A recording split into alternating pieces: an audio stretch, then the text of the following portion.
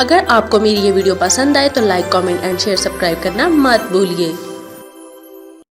السلام علیکم دوستوں، جیسا کہ آپ لوگ جانتے ہیں ہم پڑھ رہے ہیں سیرت نبی صلی اللہ علیہ وآلہ وسلم، لیکن شروع کرنے سے پہلے میری آپ سب سے گزارش ہے کہ ایک دفعہ نبی کریم صلی اللہ علیہ وآلہ وسلم پر درود شریف پڑھ دیں، اور اس کے بعد جہاں بھی نبی کریم صلی اللہ علیہ وآلہ وسلم کا نام مبارک آئے وہاں پر درود شریف ضرور پڑھیں، اور اگر آپ درود شریف نہیں پڑھ سکتے تو کم از کم صلی اللہ علیہ وآلہ وسلم ضرور کہیں۔ اس کا باب نمبر 33 ہے، جس کا نام ہے لوہے کی دیوار۔ ان کی بدن، کھال، بال، غرض ہر چیز بالکل صحیح سلامت تھی، یعنی جیسے سوتے وقت تھے بالکل ویسے ہی تھے، کسی قسم کی کوئی تبدیلی واقع نہیں ہوئی تھی۔ وہ آپس میں کہنے لگے، کیوں بھائی، بھلا ہم کتنی دیر تک سوتے رہے ہیں؟ ایک نے جواب دیا، ایک دن یا اس سے بھی کم۔ یہ بات اس نے اس لیے کہی کیونکہ وہ صبح کے وقت سوئے تھے اور جب جاگے تو شام کا وقت تھا، اس لیے انہوں نے یہی خیال کیا کہ وہ ایک دن یا اس سے بھی کم سوئے ہیں۔ پھر ایک نے یہ کہہ کر بات ختم کر دی، اس کا درست علم تو اللہ کو ہے۔ اب انہیں شدید بھوک پیاس کا احساس ہوا۔ انہوں نے سوچا بازار سے کھانا منگوانا چاہیے۔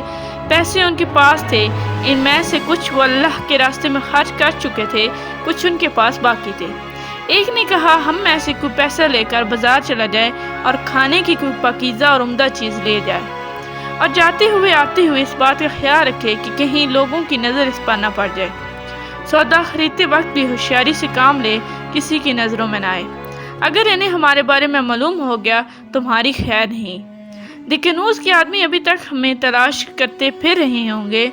چنانچہ ان میں سے غار سے باہر نکلا، اسے سارا نقشہ ہی بدلا نظر آیا۔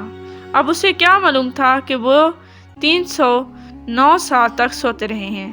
اس نے دیکھا کچھ چیز اپنے پہلے حال پر نہیں تھی، شہر میں کوئی بھی اسے جانا پہچانا نظر نہ آیا۔ یہ حیران تھا، پریشان تھا اور ڈرے ڈرے انداز میں آگے بڑھ رہا تھا۔ اس کا دماغ چکرا رہا تھا، سوچ رہا تھا کل شام تو ہم اس شہر کو چھوڑ کر گئے ہیں، پھر یہ اچانک کیا ہو گیا ہے؟ جب زیادہ پریشان ہوا تو اس نے اپنے دل میں فیصلہ کیا، مجھے جلد از جلد سودا لے کر اپنے ساتھیوں کے پاس پہنچ جانا چاہیے۔ آخر وہ ایک دکان پر پہنچا، دکاندار کو پیسے دیے اور کھانے پینے کا سامان طلب کیا۔ دکاندار اس سکے کو دیکھ کر حیرت زدہ رہ گیا۔ اس نے وہ سکہ ساتھ والے دکاندار کو دکھایا اور وہ بولا، بھائی ذرا دیکھنا یہ سکہ کس زمانے کا ہے؟ اس نے دوسرے کو دیا۔ اس طرح سکہ کئی ہاتھوں میں گھوم گیا، کئی آدمی وہاں جمع ہو گئے۔ آخر انہوں نے اس سے پوچھا، تم یہ سکہ کہاں سے لائے ہو؟ تم کسی ملک کے رہنے والے ہو؟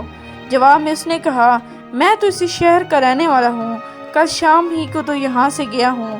یہاں کا بادشاہ دکنوس ہے۔ وہ سب اس کی بات سن کر ہنس پڑے اور بولے، یہ تو کوئی پاگل ہے، اسے پکڑ کر بادشاہ کے پاس لے چلو۔ آخر اسے بادشاہ کے سامنے پیش کیا گیا، وہاں اس سے سوالات ہوئے، اس نے تمام حال کہہ سنایا۔ بادشاہ اور سب لوگ اس کی کہانی سن کر حیرت زدہ ہو گئے۔ آخر انہوں نے کہا، اچھا ٹھیک ہے، تم ہمیں اپنے ساتھیوں کے پاس لے چلو، وہ غار ہمیں بھی دکھاؤ۔ چنانچہ سب لوگ اس کے ساتھ غار کی طرف روانہ ہوئے۔ ان نوجوانوں سے ملے اور انہیں بتایا کہ دکنوس کی بشارت ختم ہوئے 3 صدیاں بیت چکی ہیں اور اب یہاں اللہ کے نیک بندوں کی حکومت ہے۔ بہرحال ان نوجوانوں نے اپنی بقیہ زندگی اسی غار میں گزاری اور وہیں وفات پائی۔ بعد میں لوگوں نے ان کے اعزاز کے طور پر پہاڑ کی بلندی پر ایک مسجد تعمیر کی تھی۔ ایک روایت یہ بھی ہے کہ جب شہر جانے والا پہلا نوجوان لوگوں کو لے کر غار کے قریب پہنچا تو اس نے کہا، تم لوگ یہی ٹھہرو، میں جا کر انہیں خبر کر دوں۔ اب یہ ان سے الگ ہو کر غار میں داخل ہو گیا۔ ساتھ ہی اللہ تعالیٰ نے ان پر نیند طاری کر دی۔ بادشاہ اور اس کے ساتھی اسے تلاش کرتے رہ گئے، وہ نہ ملا اور نہ ہی وہ غار انہیں نظر آیا۔ اللہ تعالیٰ نے ان کی نظروں سے غار کو ان سے سب کو چھپا دیا۔ ان کے بارے میں لوگ خیال ظاہر کرتے رہے کہ وہ 7 تھے، 8واں ان کا کتا تھا، یا وہ 9 تھے، 10واں ان کا کتا تھا۔ بہرحال ان کی گنتی کا صحیح علم اللہ ہی کو ہے۔ اللہ تعالیٰ نے اپنی نبی صلی اللہ علیہ وآلہ وسلم سے ارشاد فرمایا، ان کے بارے میں زیادہ بحث نہ کریں اور نہ کہ ان کے بارے میں کسی سے دریافت کریں، کیونکہ ان کے بارے میں لوگ اپنی طرف سے باتیں کرتے ہیں، کیونکہ صحیح دلیل ان کے پاس نہیں۔ مشرکین کے دوسرے سوال تھا، ذوالقرنین کون تھا؟ ذوالقرنین کے بارے میں تفصیلات یوں ملتی ہیں، ذوالقرنین ایک نیک، خدا رسیدہ اور زبردست بادشاہ تھا۔ انہوں نے 3 بڑی مہمات سر کی۔ پہلی مہم، وہ اس مقام تک پہنچے جہاں سورج غروب ہوتا ہے۔ یہاں انہیں ایک ایسی قوم ملی جس کے بارے میں اللہ نے انہیں اختیار دیا کہ چاہیں تو اس قوم کو سزا دیں، چاہیں تو ان کے ساتھ نیک سلوک کریں۔ ذوالقرنین نے کہا کہ جو شخص ظالم ہے ہم اسے سزا دیں گے، اور مرنے کے بعد اللہ تعالیٰ بھی اسے سزا دیں گے، البتہ مومن بندوں کو نیک کا بدلہ ملے گا۔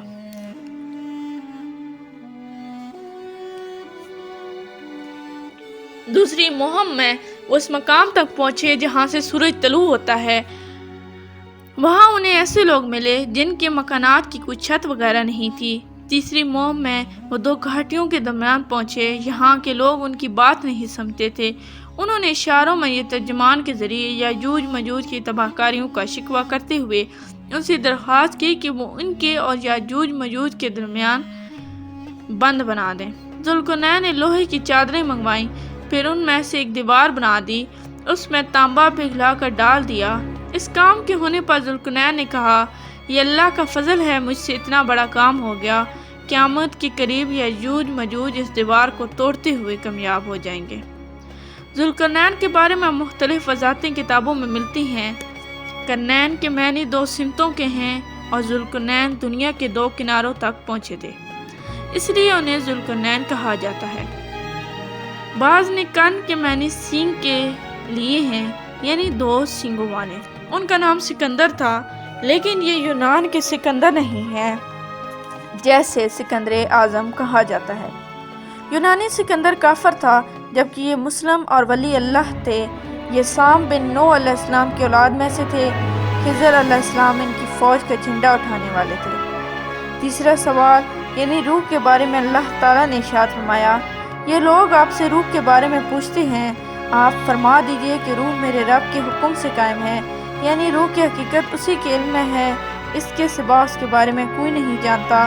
روح کے بارے میں یہودیوں کی کتاب میں بھی بالکل یہی بات درج تھی کہ روح اللہ کے حکم سے قائم ہے اور اس کا علم اللہ ہی کے پاس ہے، اور اس نے اپنے سوا کسی کو نہیں دیا۔ یہودیوں نے مشرکوں سے پہلے ہی کہہ دیا تھا کہ اگر انہوں نے روح کے متعلق کچھ بتایا تو سمجھ لینا وہ نبی نہیں ہے، اگر صرف یہ کہا کہ روح اللہ کے حکم سے قائم ہے تو سمجھ لینا کہ وہ سچے نبی ہیں۔ آپ نے بالکل یہی جواب ارشاد فرمایا۔ لگے ہاتھوں یہاں ایک واقعہ بھی سن لیں کہ جب مسلمانوں نے ہندوستان فتح کیا تو ہندو مذہب کا ایک عالم مسلمان عالموں سے مظاہرہ کرنے کے لیے آیا۔ اس نے مطالبہ کیا، میرے مقابلے میں کسی عالم کو بھیجو۔ اس پر لوگوں نے امام رکن الدین کی طرف اشارہ کیا۔ اب تک کے لیے اتنا ہی، ملتے ہیں اگلے باب میں، تب تک کے لیے اللہ حافظ۔ Please like, subscribe and share our channel and press the bell icon for more videos.